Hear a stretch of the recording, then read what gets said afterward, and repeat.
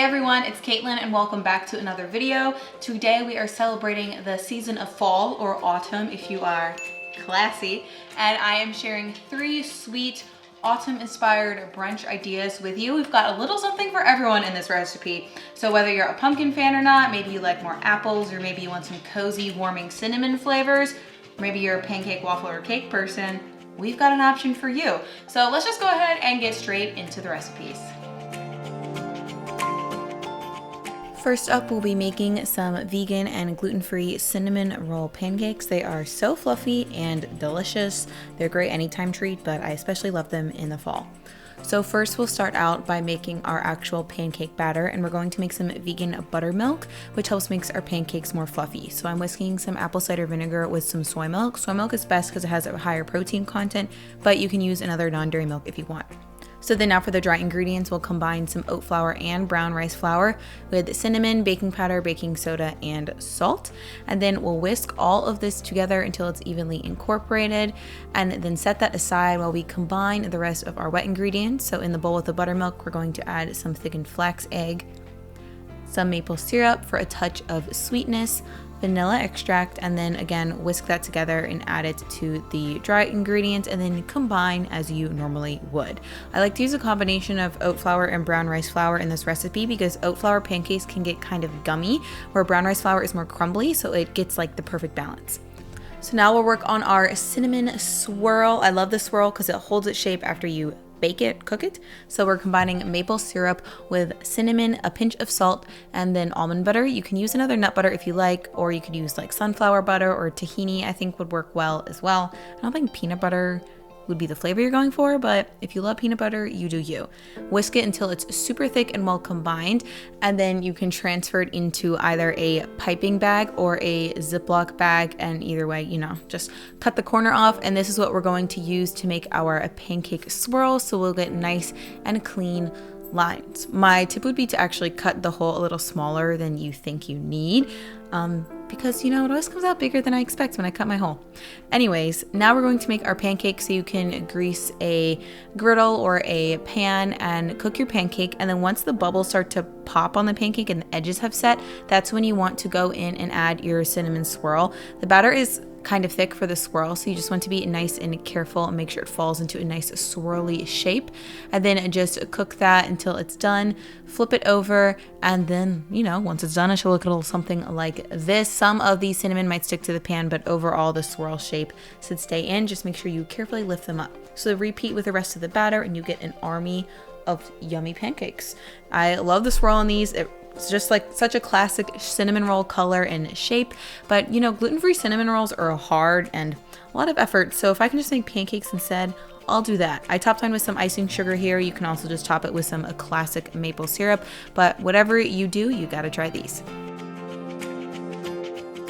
Next up, we're going to be making some pumpkin spice waffles. I personally like to celebrate pumpkin spice season in moderation, and these waffles are just perfect enough for me. So again, we're making a vegan buttermilk here using soy milk and apple cider vinegar. Set that aside, and then for our waffles batter, we're actually going to sift all our flours together. So we have oat flour, almond flour, pumpkin spice, and baking powder, and then of course salt. And I recommend sifting the flours for the waffles just because waffles tend to be fluffier, so when you sift the flour, you get more air in it, I guess. I'm not a science pro, but basically it makes fluffier waffles, and that's what we want for this recipe. So then now again, wet ingredients, you're going to add some pumpkin puree into your batter, as well as some maple syrup and vanilla extract. Those are like my 2 favorite sweet things to add to recipes, as you can clearly see. Mix until well combined, then add it to the dry ingredients and fold it all together until you get a nice and thick batter. Again, here I'm combining almond flour and oat flour because oat flour gets a little gummy, but almond flour is nice and light and crumbly and has natural fat in it, so it gets the extra crisp waffle exterior that you know and love with waffles. So now it's time to cook your waffles. I'm using a Belgian waffle maker, which takes a little bit more batter, so I'm using about a cup of batter for each waffle, but this is really going to depend on your waffle maker. Just set it to the doneness setting that you would like. I like mine pretty crispy, and then I actually like to use a chopstick to lift the waffles up and out once they are nice and golden brown. You can enjoy your waffles as is. They're honestly delicious this way, but I decided to get a little festive and top mine with some powdered sugar. And then I also went the classic route, so I'm going all out with the toppings with a dab of vegan butter and another drizzle of maple syrup. You could also put nut butter on these, that would be really delicious, or maybe even pumpkin butter if you want to go crazy in relative terms. And then last but certainly not least, we are making a wholesome vegan apple cake. I feel like apple season is kind of underrated, so I wanted to celebrate it in this video as well. You know, pumpkin spice just seems to get all the glory. But we're starting out by cubing some apples. You want your cubes to be relatively large so they get a nice bite in the final cake. I'm using a mix of Honeycrisp apples and some Granny Smith apples.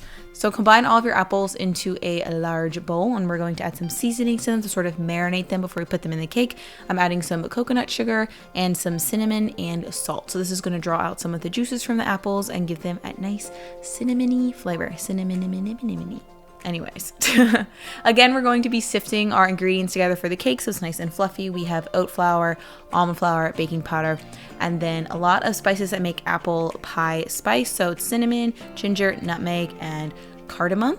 Again, whisk that all together into the bowl, and then we'll work on our wet ingredients. Here I have full fat coconut milk, which you don't get a ton of coconut milk in the final flavor of the cake, but it adds a nice creaminess. Then we got our coconut sugar, some applesauce, and vanilla extract. So mix all this together. The applesauce kind of acts like an egg replacer in this recipe, but it also adds even more apple flavor to the final dish. So add your wet ingredients to your dry, mix it all up till it's nice and good. And then you should get a nice pretty thick batter like so. And then at this point you're going to fold in 3/4 of the apples. Make sure you save a little bit. And this batter is very apple heavy, so if it looks like you added too much apples, you're going on the right track. We want a nice dense delicious apple packed cake. So then you're going to transfer this into a greased cake pan, and then just use a spatula because the batter is so chunky with all the apples to sort of spread it to the sides. And then for our pièce de résistance, horrible French, but you know, we're going to use the leftover apples and put them on top of the cake and then press them in. So these don't sort of melt into the batter as much. It's like a nice chewy bite on top of the cake that gets pretty golden. So pop this in the oven. This is what it looks like once it comes out, and then you can let it cool. And again, here I'm topping it with some powdered sugar for a nice festive twist. I feel like this is a great fall cake, but honestly, you could have this for dessert, you could have this for brunch, but it's basically made from breakfast foods. So, you know, have it any time of the day you want. It's hearty and wholesome, and I love how it's just packed with yummy, sweet apple flavor. All right, and there you have it. Leave a comment down below and let me know which one of these recipes you want to try first.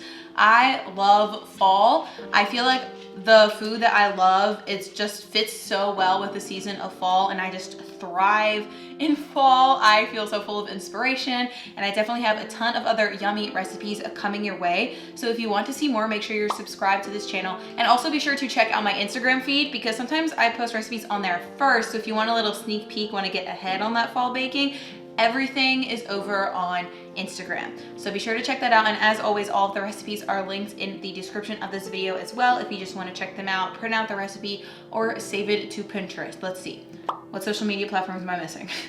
But anyways, I hope you all are having a lovely fall so far, getting cozy, resting some, maybe drinking some tea or coffee, maybe dabbling in that pumpkin spice fandom. Is that appropriate? People seem to love it, so maybe. And yeah, I look forward to virtually seeing you in the next video. Stay tuned because we have a lot of other delicious fall content coming your way. Bye.